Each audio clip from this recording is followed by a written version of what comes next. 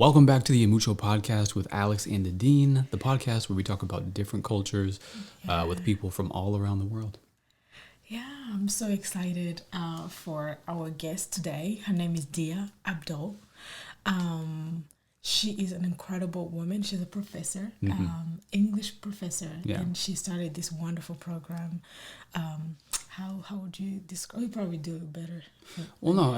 She started a program called ICAR, which means every campus a refuge. And as a child of Palestinian refugees, it's definitely a big part of her life. And, she's carried it throughout her entire life and into her career as a college professor at Guilford College in North Carolina. Yeah, so stay tuned. This is going to be an amazing episode for season 3. I can't believe it. Oh, yeah. And it's going to launch during this Women's Month, right? Yep. Yeah, so this is going to be a really fun one. We hope you're going to pick up something. You're going to learn something new, something other than you've known, maybe about the Palestinian culture or something, Yeah. Yeah. Enjoy the episode. So you were not born in Palestine. No, I was born in Jordan. My parents are Palestinian refugees who were displaced in 1967 because of the expansion of the Israeli occupation in Palestine. And they're from Jerusalem, one of the mounts of Jerusalem. And so in 1967, they and their parents left for Jordan, and I was born there. Oh, how long? When was I born? I was born in 76. Oh, no. But I meant how long did you live there until you migrated to United States? Now at this point, most of my life I've lived in Jordan. I was there until I completed my undergraduate degree, and I came to the U.S. for graduate school. And then after I got my degree, I went back to Jordan to teach, and I was teaching in Jordan for a few years, and then I came back to the U.S. 12 years ago. In 2008, I came to North Carolina. So on and off, I've been in the U.S. for about maybe 20 years or so. But I'm 44, so I've lived more of my life in Jordan than I have in the U.S. Here. What was it like growing up there? In Jordan, yeah. I suspect, just like, a lot of other childhoods, it was really wonderful, especially it's probably more generational, right? So growing up probably in any country, there are folks from similar generations will have similar experiences regardless of the country that they're growing up in. Right. So I know a lot of folks, even in this country, who are my age will say, we grew up playing in the streets. We didn't have a lot of TV channels. We had 2, the English one and the Arabic one. And, they went off at maybe 8 p.m. or whatever, there was no TV. We really just played outside as a child growing up. I remember just how much fun I had with my siblings and with the neighbors' kids and exploring the neighboring hills and just exploring the area and the woods. And then when I got a little bit older, we moved to a place that was sort of more in the city. And so just growing up surrounded by city sounds and city noises, I'm really a city girl.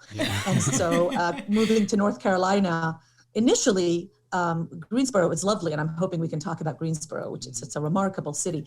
But initially, it was hard after living in Amman, the capital of Jordan, for all my life, sort of adjusting to a little bit more of the suburban feel that I have here. Yeah, more of a slower pace. But I think growing up was lovely. I was raised as a very young child by my grandmother, who was the refugee who brought her children. They were teenagers, and she lived in a refugee camp and took care of them. She was illiterate, but one of the smartest women I've ever known. And, could not read or write, but understood the value of an education and knew that she wanted her children and her daughter especially to be educated. And so she made sure that her daughter, got degrees. And then, I'm her granddaughter, and I have a brother who's also a PhD. So it's a testament really to her that, a woman who grew up as a peasant, completely illiterate, raised children who are really academically quite successful. So it's wonderful. But I remember growing up on just stories of Palestine and what it's like and what it means to be Palestinian. So if you've ever met any Palestinian, regardless of where they were born or where they were raised, they will always say that they are Palestinian. It's very important to us. Yeah. Oh, why do you think they have that similar response or closeness to Palestine? Because the Palestinian story is an important story. It's a story of occupation, and it's a story of dispossession. Our homeland was taken away from us, and so we claim our homeland and reclaim it constantly whenever we can. And so the story of our displacement is very special. I think is all displacement is painful, but many folks who are displaced, who are refugees, are not necessarily losing their nationality. They're not losing their country. There might be civil war, there might be conflict, but for the Palestinians, it's as if we've lost Palestine, and so it's really important to us to continue to connect ourselves to that place, because the world doesn't necessarily recognize a Palestine. And so we have to say that we are Palestinian so that we can always say that there is a Palestine. Right. Right. So the history never disappears, Absolutely. Yeah. And it's the same for me and my children. I always tell them that they're Palestinian. Yeah. I'd imagine generational, like you said. So you talked about your grandmother understanding the value of an education. Do you think, have you always wanted to teach? And if not, do you think your grandmother kind of instilled that desire in you, maybe? I come from really a lot of teachers in my family. So my mom is a teacher. She's a elementary school teacher. My grandfather was a professor. On my father's side, there are teachers in that family. So we come from a family of educators, of academics. But I knew when I was 13 that I wanted to be a professor, and I know exactly why and how that happened. I remember the moment. So I went with my cousin to the University of Jordan. She was an English major. It was the first time I'd gone to a university. And she took me with her to class, to lecture. And I sat in that classroom. And at this point in the story, people say, "Oh, and this is when you realize how wonderful it is." And I say, "No, this is when I realized how bad professors can be." No. And I wanted to be the good professor. So it was, he was a very imposing man. I remember as a child loving literature. I loved going to class, talking about texts, talking about poems, and having a collaborative experience of discovering meaning. Yeah. And I remember when I went with her that he was very imposing. He was very dominant. He did not ask the students any questions. He did not want them to contribute or participate in the analysis process, in the meaning-making process. He just wanted to tell them exactly what things meant. Yeah. And I thought, I could be a different kind of professor. So I was really excited about sort of doing the opposite. Oh my, that's amazing. That's incredible. And now 20 years in, you're still doing it. More than 20 years in. 13 or 30 years in. 30 years in. 30 years. That's incredible. You never know when. But I've been a professor for 20 years, over 20 years now. Over 20 years. Oh, it's incredible, like how those things happen and you immediately know what you want to do or to contribute to the world. Yeah. It's good. I mean, the world definitely needs more, or I would say better professors, better teachers, people who are passionate about it and, want to do things a little bit differently, Yes. I mean, I can't speak too much about it because I've never been a professor, I guess. And you were... I was substitute. We talked about it a little bit. And you did not enjoy it. No, well, I did. I did enjoy certain aspects of it. Yeah.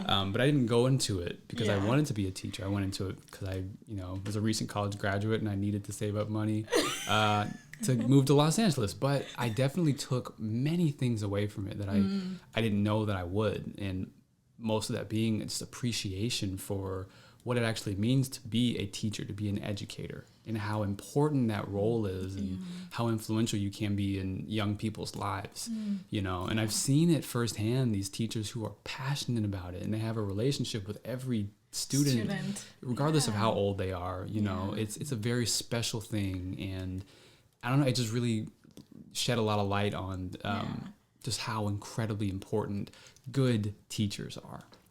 Yeah. And the opposite is also true, that a teacher can make or break a student, right? And so, an experience with a teacher as a child can really determine what you're interested in when you grow up, what you want to do, how you feel about yourself. And so a teacher and a teacher experience can sometimes really sort of transform a person, both positively and negatively. Yeah. That's very true, because I mean, growing up, when I was in you have different professors coming in, and you have this lesson that you used to like, but this random new professor comes in, and all of a sudden you're not interested in that topic, or and that goes a long way, like literally into your adulthood, and you're just not interested in math or physics just because of the. And it's very important that you just said that, because I think a lot of these experiences are also gendered. And for women especially, we grow up in a culture, in a society, no matter what culture you grow up in, that really does not tell a story about women that they're mathematicians or that they're scientists. And so when you come across a teacher who doesn't nurture that in you, or who makes you dislike math or science, it's very easy to fall into that narrative of, I'm just not good at math. I'm just not good at science. And we tell that story to ourselves, right? We believe it when people tell it to us, and we tell it to ourselves, and then we tell it to our daughters, and we tell it to the women around us and the girls around us. And sometimes it's a teacher. And honestly, I disliked math because of a teacher. And to this day, I think I'm not good at math because of a teacher I had when I was in 5th grade. That's literally, that just brings to my mind, throughout my entire schooling career, I was the same way. I thought I was bad at math. I may have had, I don't remember any specifics about teachers telling me I was bad at math, but it required you to use your mind in a certain way, and I just maybe wasn't used to that at the time. But then, it kept on carrying until my last semester in college. I took a statistics class, and then like halfway through the semester, I got it. I was like, I understand math. And it was fun for me because, it was like problem solving. And I was like, I understand this. And I started getting A's. That just happened to be the last math course I ever took in my life. But, sometimes it takes time for you to kind of rediscover your own abilities or your own love for stuff. Absolutely. And then when somebody actually tells you a different story about yourself, you begin living a different story, right? Yeah. And so I remember so many experiences where first-year students in college, I'd say something about their writing. I'd say, wow, what a beautiful sentence.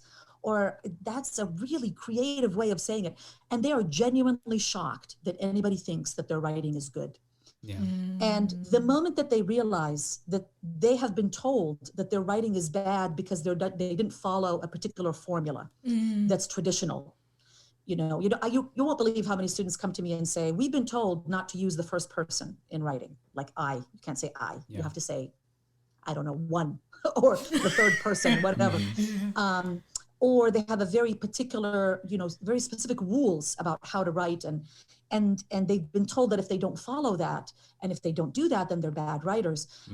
They're genuinely shocked when they learn that there are other ways of writing that are valuable and useful, and that there are different ways of communicating messages, and that there has to be, right? There can't just be one way of talking about the world.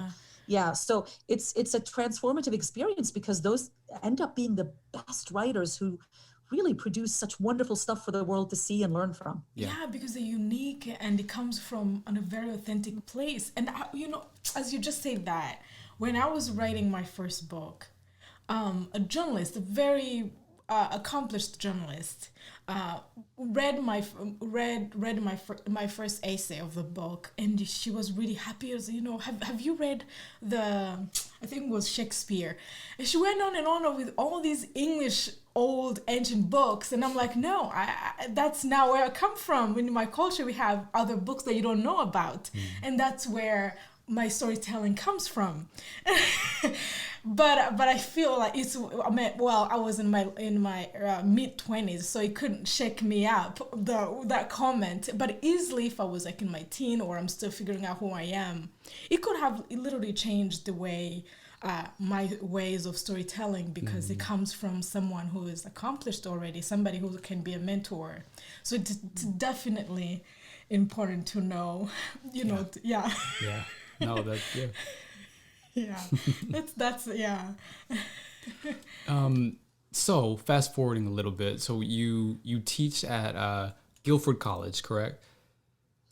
Well, so I used to teach I was a professor of English at Guilford College, but at the moment I'm the director of something called the Center for New North Carolinians at the University of North Carolina at Greensboro.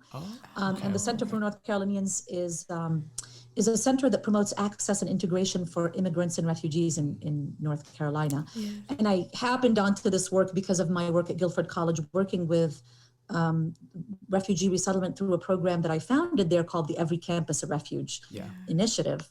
And we can talk about that. But for the longest time, and I consider myself a professor of English. And I came back 12 years ago to the US for Guilford College and the Guilford College job. That's amazing. That is amazing. Yeah. How has that journey? Well, do you consider Guilford College kind of like a major stepping stone for you in your own journey in ECAR, right? Every campus a refuge. Do you feel like that's a huge stepping stone to furthering your goals or your dreams? Yeah.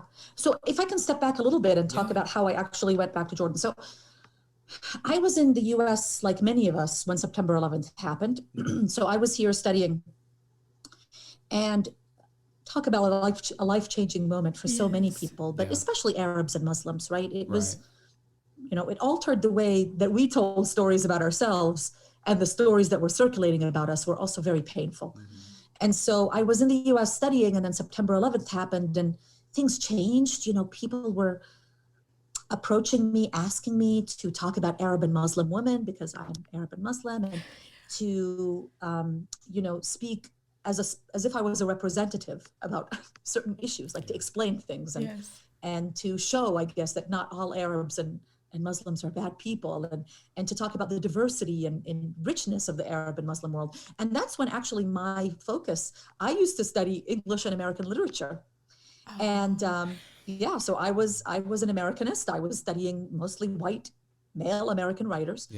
And after September 11th, I discovered Arab women writers because I was reading up. I'm like, I need to know more about my culture. And so that's when my focus changed from American literature to Arab women writers and Arab and Islamic feminists. And so it really changed my life. 9/11 changed my life and my focus and my academic focus and my teaching focus. And I decided I really just needed to go back to Jordan. Like, I just couldn't be in the US anymore. It was painful. I needed to go back. I just needed to go back. I was needed in my country, right? I felt like I could do a lot more good there. And I felt like I didn't belong here as much. It was just too exhausting all the time. And then when I was in Jordan, 5 years in, I had published an article, and the institution where I was teaching had an issue with that article, an academic freedom issue. It addressed issues of sexuality, queer sexualities, and the institution where I was teaching was quite rigid. And they censored me basically for publishing that. And so yet again, I was faced with a moment of choice about who I was and what story I want to tell about myself and who I want to be in the world, and the freedom I want to have in pursuing and talking about the things I want to talk about, the important things. So that was the reason I went back to Jordan, but then that was the reason I left Jordan and came to the US for the Guilford job.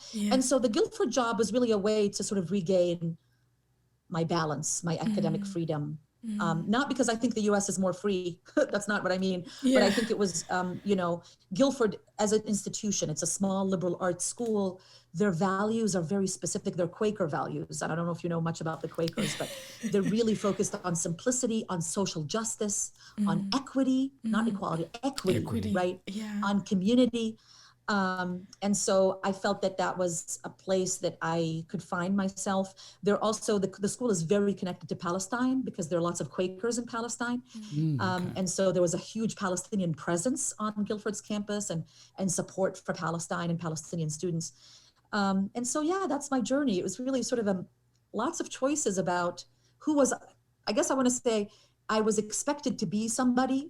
And then I left because I didn't want to be that person. Right. I wanted to be somebody else. And that's why I left for Jordan the first time. And that's why I left for the US the second. For the US the second time. That takes a lot of strength. It takes a lot of strength to live in your truth and to bounce back between countries. It's a challenging thing for sure. Yeah, it is. Especially, I think when you, I don't know if it happens with you, but sometimes when you spend a lot of time in a place, you kind of create your own new culture in a way. Like you have all these like flavors from different places and I don't know how is that for you? Absolutely. I mean, it really was very painful to leave Jordan. Because of that. I had created as you say, a space for myself. I had my students. I was really enjoying my teaching. And that moment of surveillance, that moment of, censure, it was a moment of oppression. And it changed my life. And I think that's really painful that a system, but that's the truth, that we build communities, we build happiness in the face of oppressive systems. And sometimes those systems are so overpowering that the only way to live your truth or pursue your happiness is to leave that system. Yeah. So that was a very painful, traumatic moment. It took me actually quite a few years to be able to write about that. So that happened in 2007, and it took me. I was so ashamed. For years, I never talked about it. I never explained why I left. Only a very few people knew. And so for the longest time, it was a source of shame. And then I had to reimagine, rethink, sort of reframe what happened as a moment of pride, right? That I stood up for myself. That somebody said, you can't say this, you can't talk about this. You're anti-Islamic for talking about this. And I had to say, no, that's not true. That's not true. And I have to own that. I have to say that publicly, that's not true. And so it took a while. It took a few years for it to go from shameful to prideful. To owning your truth. I love it. Yeah, it does take time, especially in a society where if things are the same all the time, and if you come with a different voice, people are, I feel like humans, we're scared of change in a way. So when it happens, sometimes there's a backlash. And even if you're right, it's just they don't understand it yet. But I'm glad you were able to speak up and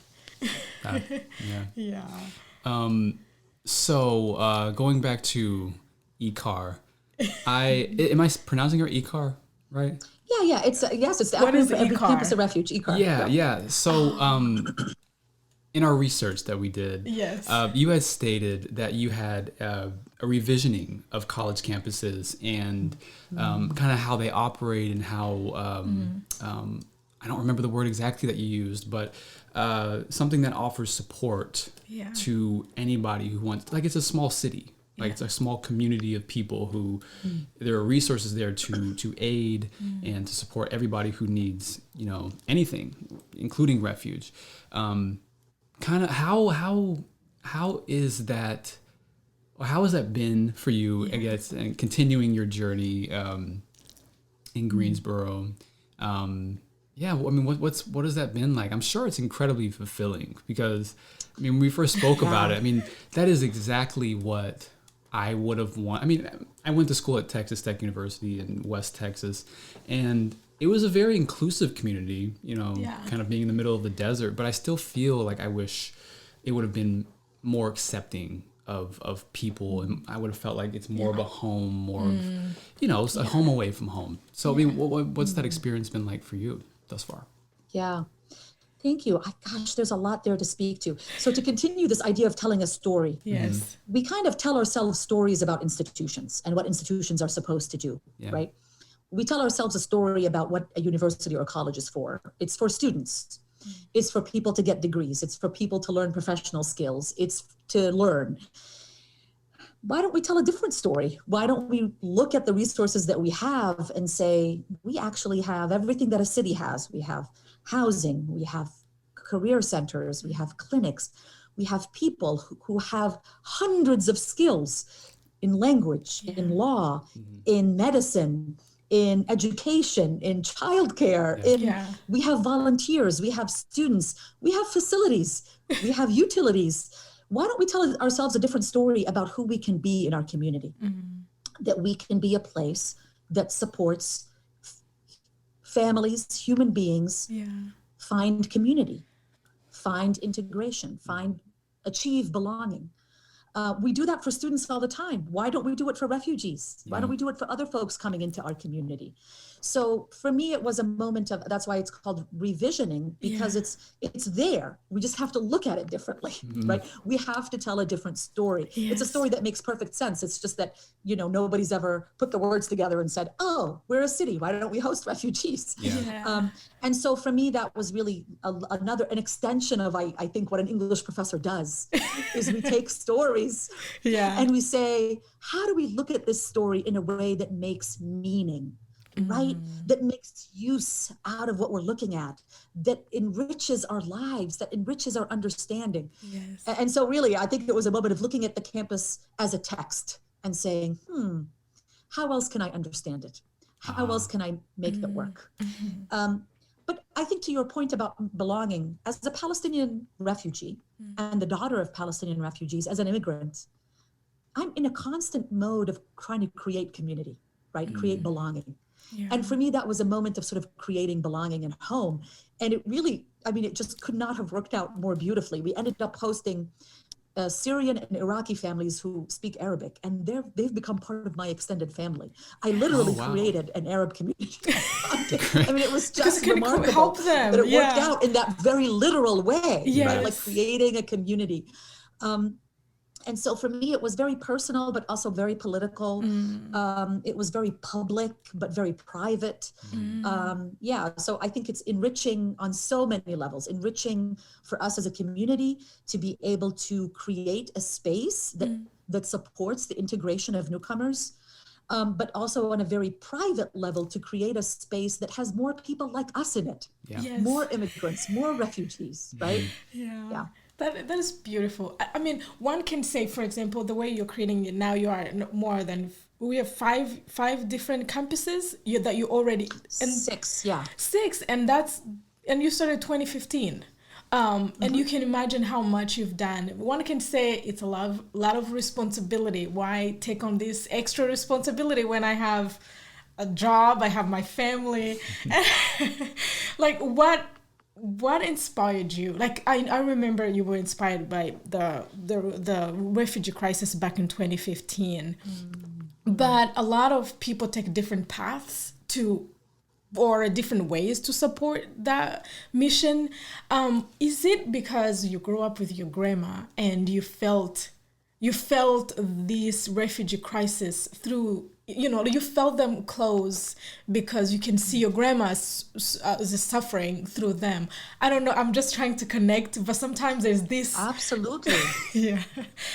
Absolutely. I think there are lots of personal reasons.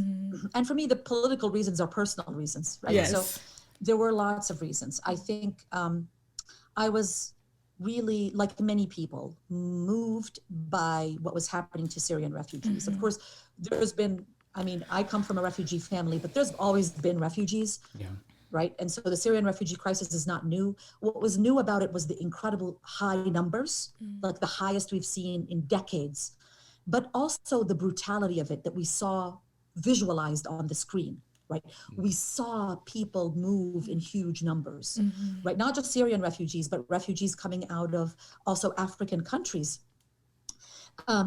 drowning in boats. I mean, hundreds of people on a dinghy, on a raft, that cannot handle that many people drowning, people who are trying to cross deserts, also perishing along the way. But we saw it, right? We saw it visually. We saw that footage. Right. And then we saw the picture of that little boy, Aylan Kurdi, who drowned, right? He drowned with many people on that boat, including his mother and his younger brother. But Aylan's picture on that shore was so delicate because he looked like he was sleeping. And so the world saw that image, right? There's so many brutal images, right? It's not like they're not there. They're there. But that particular image was unique because it was, and I like to say it was unique because it was shareable. It was not bloody. He was not deformed. He was perfect. Yeah.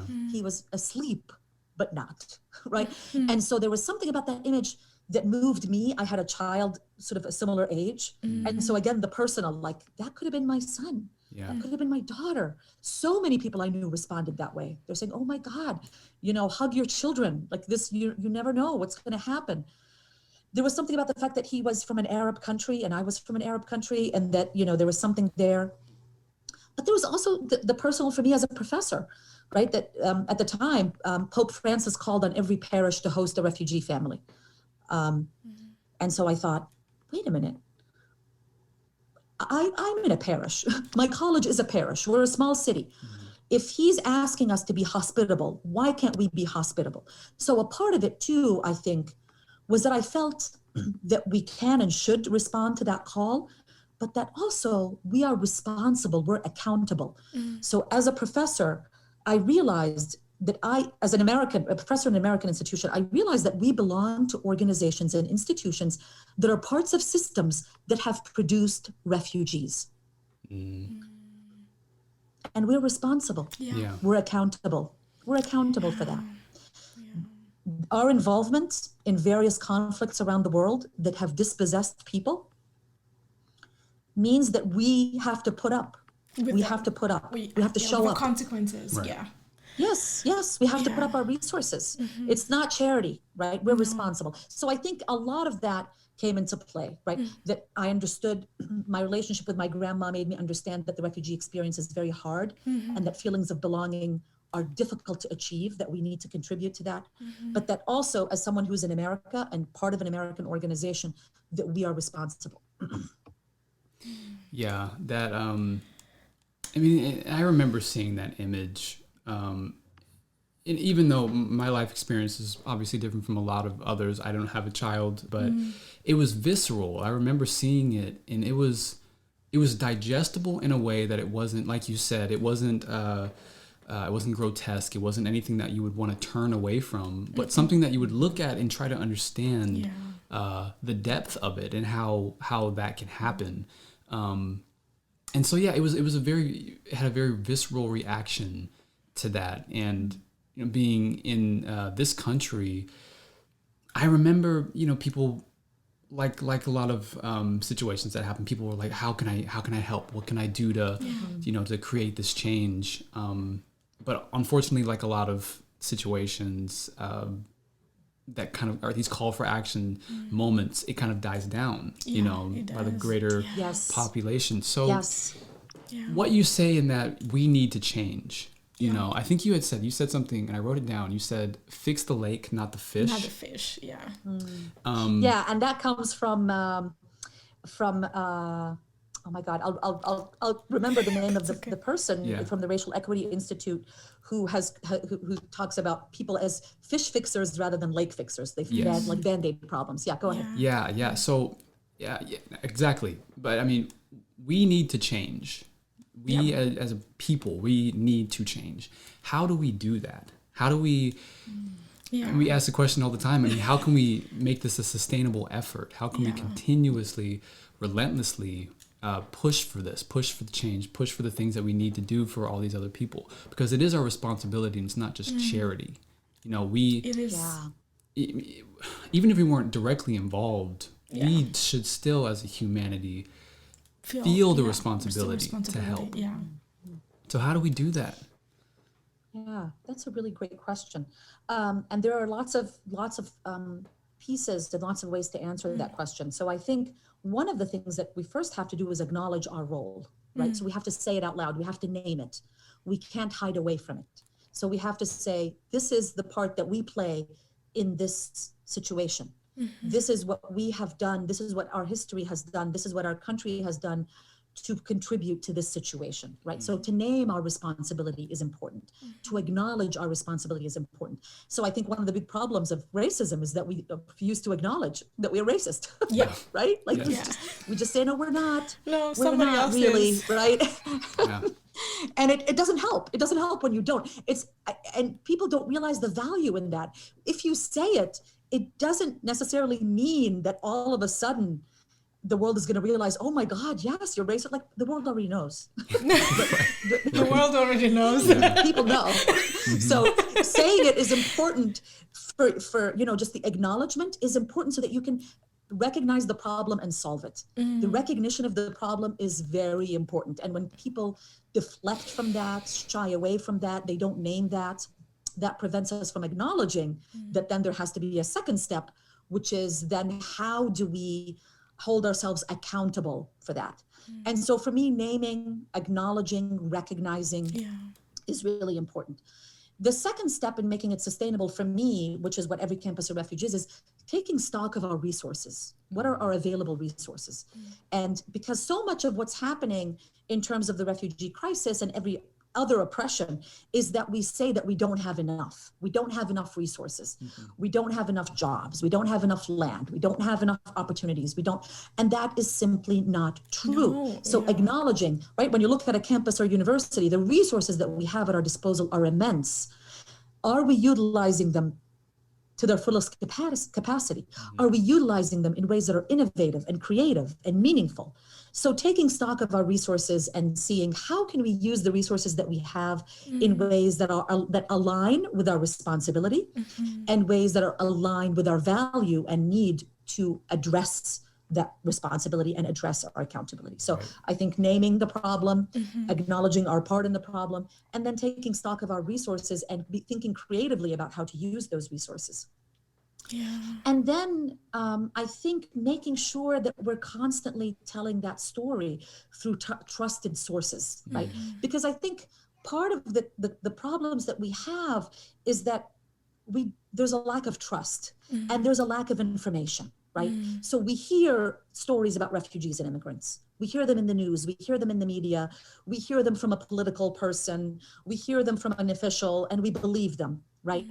And so I think the more we have presence in our communities of people who are trustworthy and know enough to tell the right story, to tell the truth tellers, it's really important to uplift those voices, right? To make sure that they're front and center so that communities are hearing from within about who refugees and immigrants are, right? Because I think, I believe in my heart that most people are actually good people.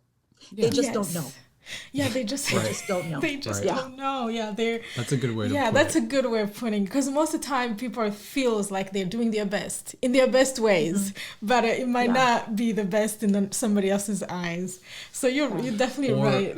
Or some poor souls have been led to believe that they're not good people, or they're not. They're incapable of even the smallest act of kindness, even showing even a little bit of attention, acknowledging it, like you said, that's can make wonders. That can change many people's lives. Yeah. And I think what I meant there is that people just don't have all the information that they need to make informed opinions and decisions. So to give you an example from every campus or refuge, we have wonderful people on Guilford's campus. Some of them have never met a refugee ever. And so when we host refugees on our campus, the only people who interact with them are volunteers, like, vetted and trained and background checked volunteers.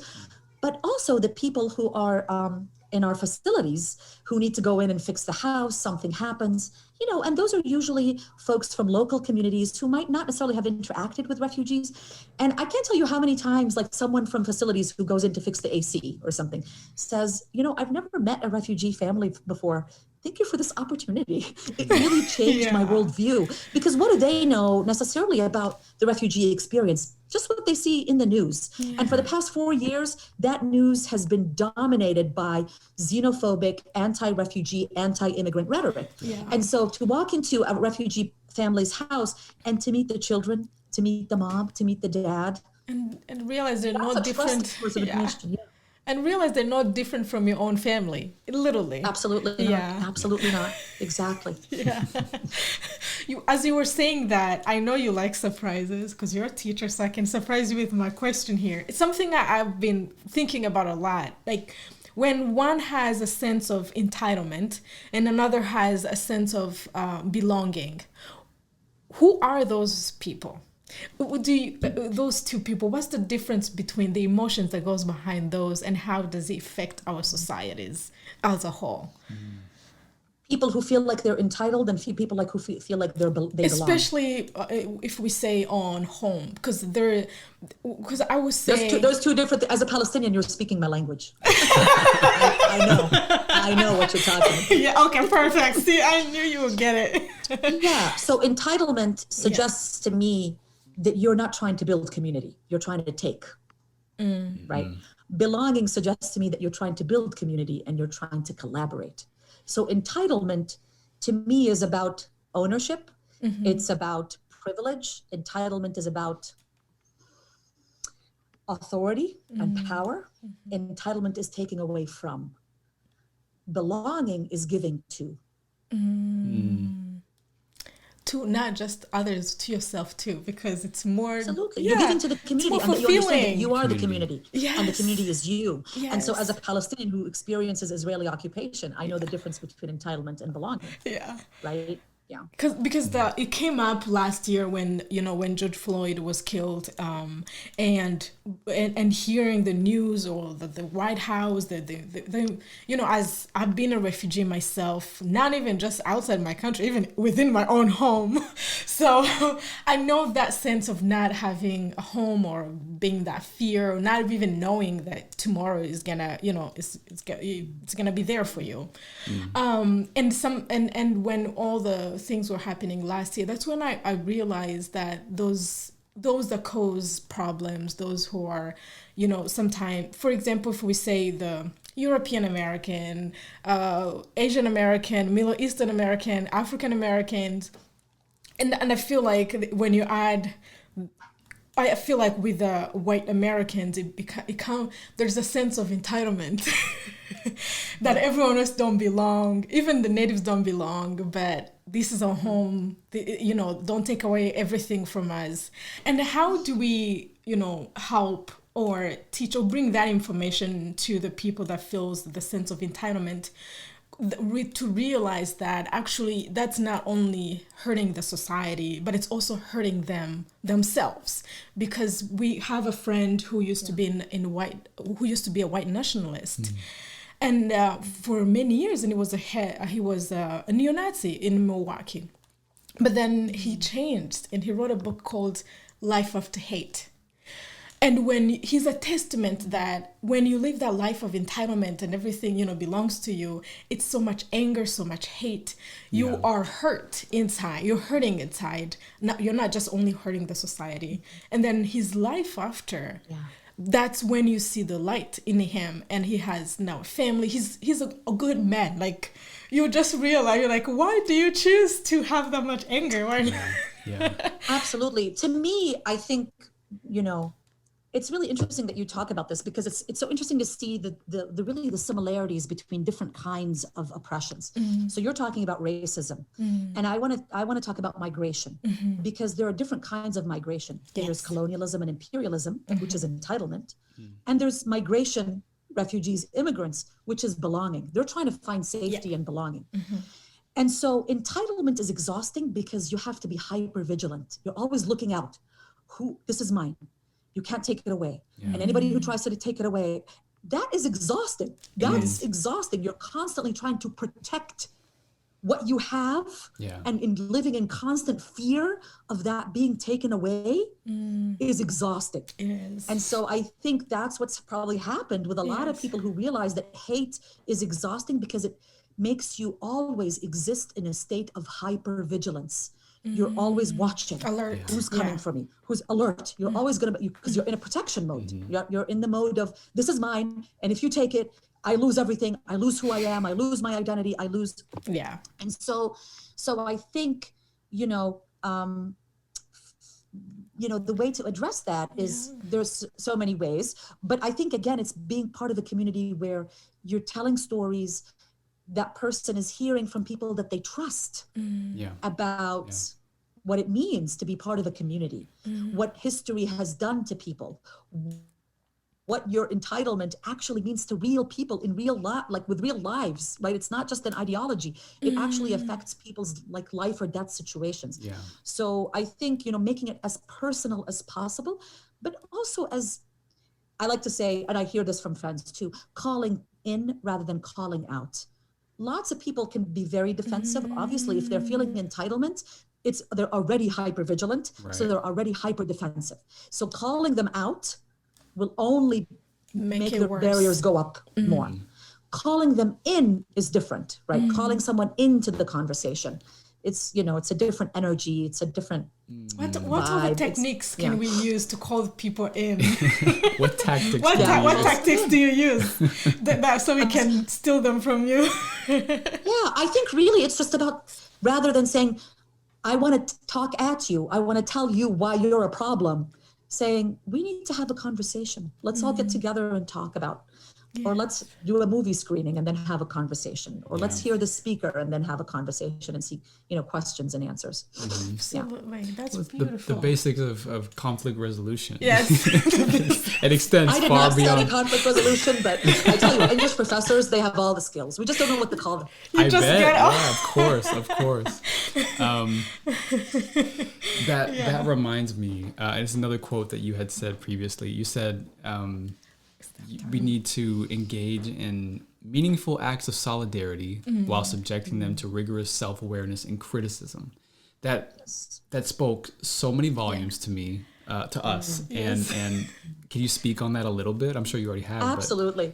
I think there's a tendency, as you can imagine, among people who do good things to sort of pat themselves on the back and say, we've done a good thing. And I think it's really important to sort of reflect on the thing that you're doing, even if it's good, to see how it might be problematic, right? Yeah. How it might contribute to certain structures, right? So I give this as an example at Guilford College. That Guilford College is a fabulous place. It's a beautiful place. It's a wonderful place. It's a place where somebody can say, I want a house to host refugees, and the people at Guilford could say, of course. Of course, not a problem. Why not? It's a place where historically Guilford College is in North Carolina, and we are on a woods that was part of the Underground Railroad. So the Quakers the white Quakers who lived in that area, would hide the enslaved African Americans who were coming from the South and from that area would hide in the woods, and the white Quakers would smuggle them out. So it's part of our DNA, sort of to give refuge and to aid people who are trying to get out of terrible situations. But also Guilford College was segregated until 1966, I think. And, we're part of an American history, culture, an American system. Yeah. And so to constantly hold two things at the same time, that you can do good things and be parts of systems that do bad things. And you have to constantly remember and reflect on that. Because if you fall into the trap of thinking that you're perfect, then, that is going to be problematic down the road, right? You might perpetuate oppressive systems by continuing to think of yourself, let's say, as the savior. Right? Like the savior complex. Yes. Like we're doing good things and we're saviors. Yeah. The white savior complex is a problematic complex, and we need to reimagine it. Again, that's why I like to rephrase what we do as accountability, not charity. It's accountability, not charity. Yeah. I love that, especially like now as you're mentioning that, I'm thinking back home when I was in school, we were not, the professors were either from a Hutu side, the perpetrator side, or the Tutsi side, the people have been just, survivors, and being the professor teaching these students from all these backgrounds, it was really difficult for the professors to be authentic, and if you're teaching the Rwandan history, to not be on one side. It was trying to balance that. It was really hard, so they ended up just teaching us dates of when this happened, just like the layer. Facts. Yes.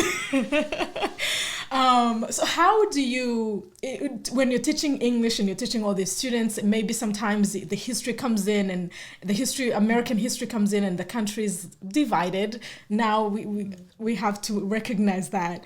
How do you address that? That's a great question.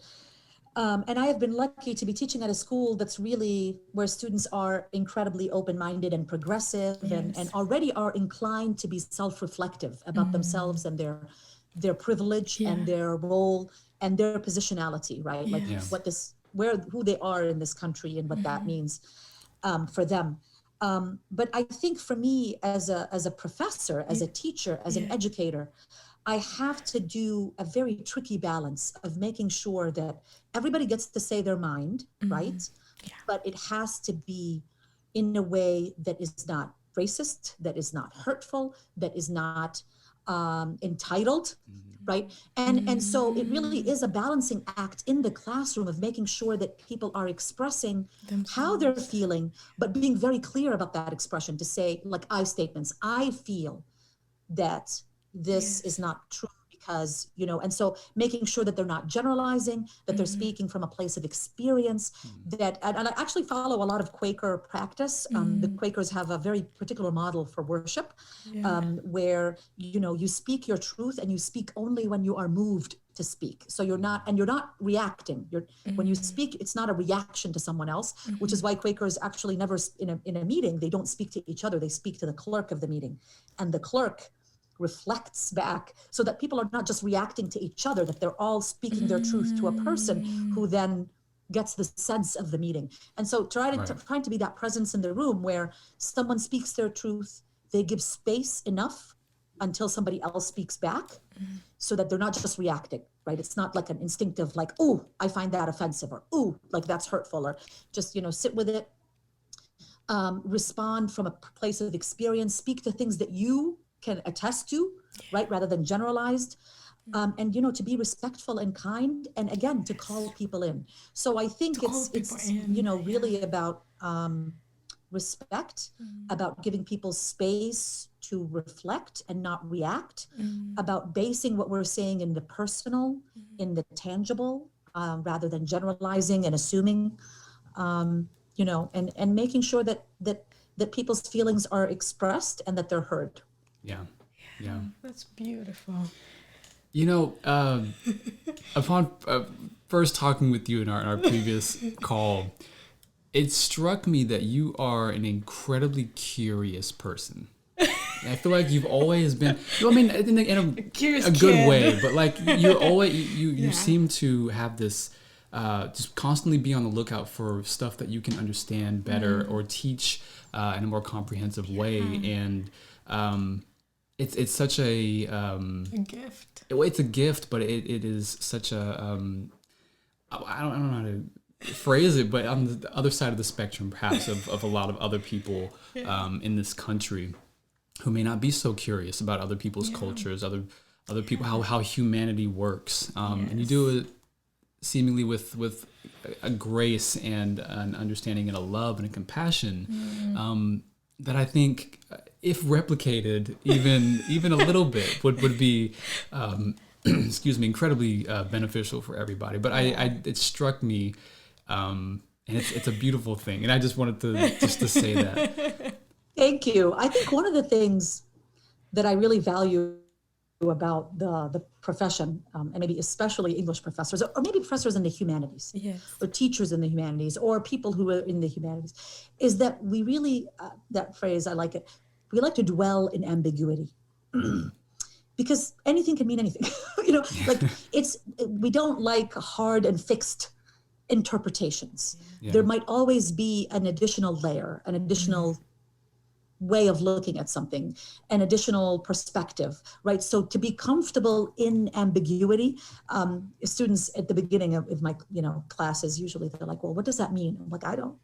We make meaning together. That's the point. And the next class session, if I meet with another group, we might come to a different meaning. Yeah. That doesn't mean that there aren't absolutes. Racism is horrible. Refugees need to be supported, right? Yes. There are things that are not confusing at all. I know. Right. But I'm talking about that there are certain things, there are certain lived experiences that bear flexibility and sort of swimming in their potential for interpretation. Yeah. And I think maybe that's what you're sensing as curiosity. I'm generally just always like, oh, well, there's more to say. Yes. There's more to understand. There's more to find out. There's more to experience. There's always more. And my way is not the only way, and probably the least interesting way. So, yeah. Talking about the curiosity and learning about something, we want to learn something about Palestinian culture that you would like to share it, not just to us, to our audience, to somebody who's never met someone from Palestine. Like what the fun things that you would like to share about something you learned from your grandma. From your grandma.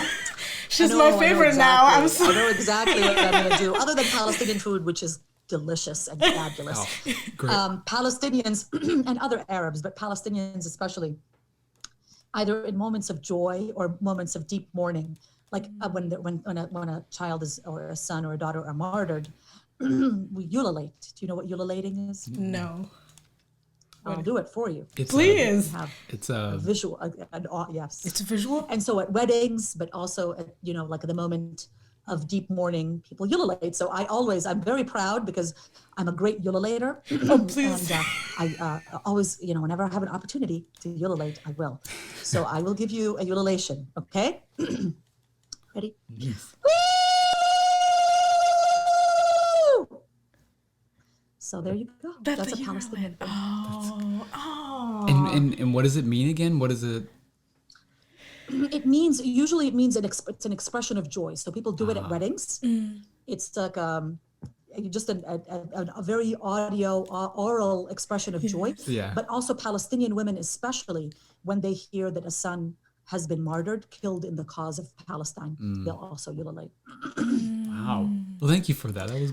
Thank you. Thank you so much for sharing. It's a very expression. daring. Yeah, it's a daring expression. Yeah. Yeah. Physical expression. So I guess when I would say that Palestinians are really expressive. People ululate at weddings, but then in my experience, when you hear it in unusual times, you know that maybe somebody has been martyred, and usually you do it at a death of a martyrdom. Do you know what that is? Like when someone's martyred, it means that they have been killed honorably in the cause of their country. Yeah. And really it's because Palestinians believe that when a son is martyred, they've become the bridegroom of Palestine. They do. And so it is kind of like a wedding. Yeah, in the afterlife. That's beautiful. Yeah, it is beautiful. It's touching.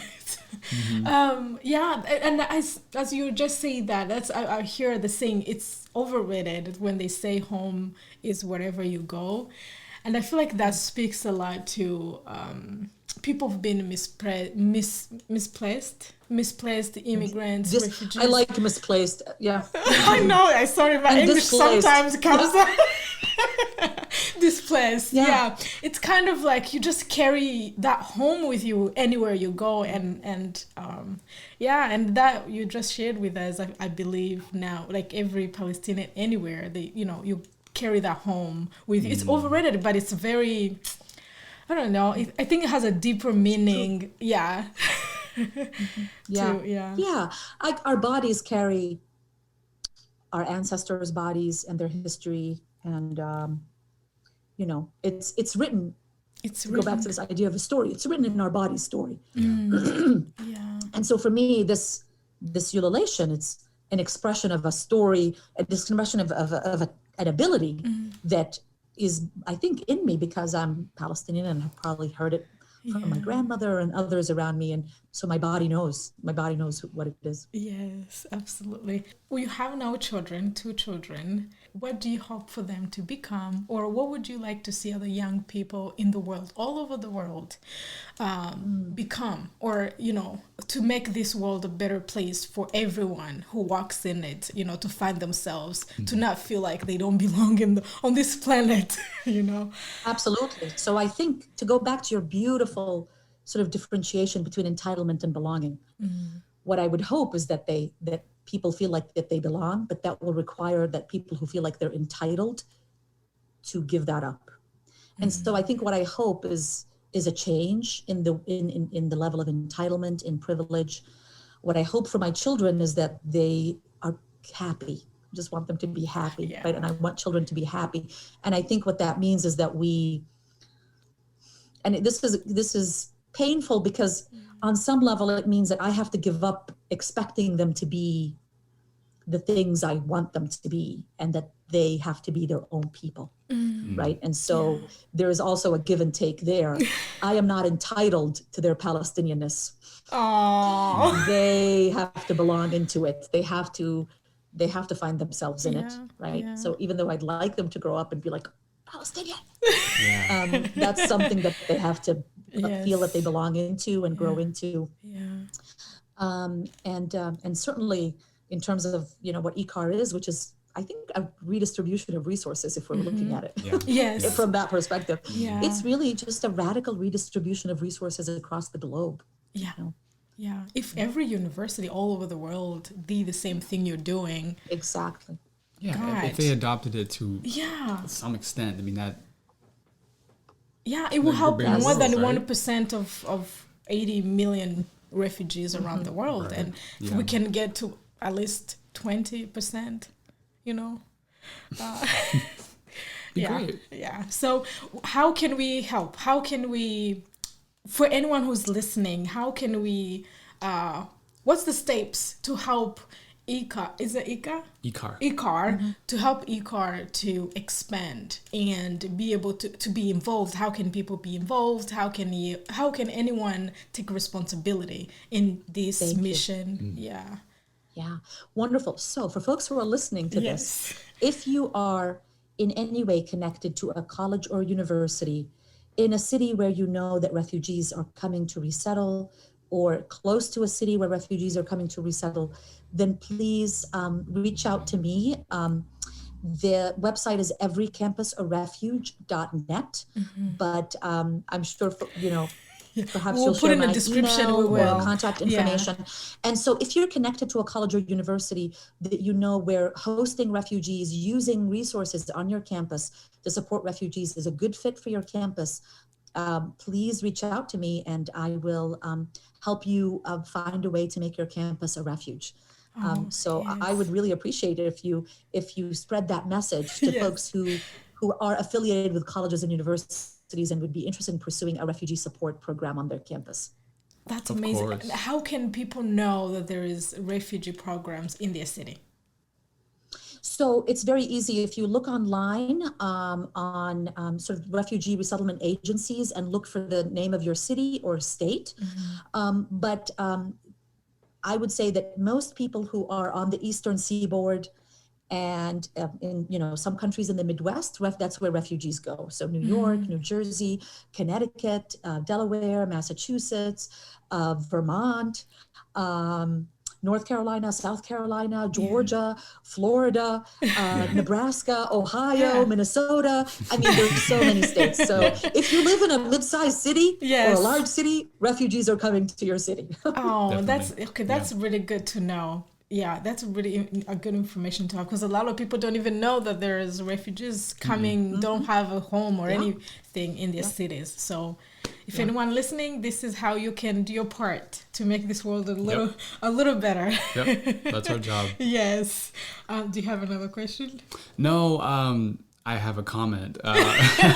No, it was truly a blessing to speak with you and learn from you.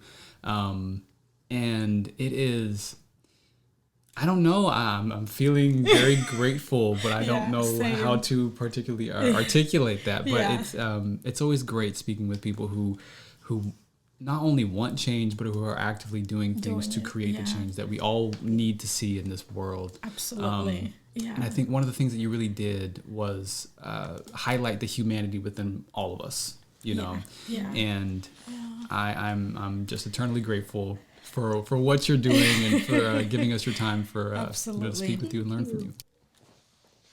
That was a great conversation. Wow, she is an incredible woman. You know, like her life story, her grandma's story, her work. Yeah. ACAR. Yeah. I feel like her work invites anyone to be able to contribute to it. I agree. It doesn't take a lot to contribute to her work. No, it's not. And I think a lot of people, I speak from experience, it seems very, not very accessible, you know, to be able to help and to understand it and you know, to kind of make it personal for yourself. I know. And the only thing you have to do if you're a college professor, a president, if you're affiliated with a college, literally the only thing you have to do is just introduce her to the president of the college, and she can handle the rest. Right, creating awareness, and like she said, with Guilford, all she had to do was ask. Yeah.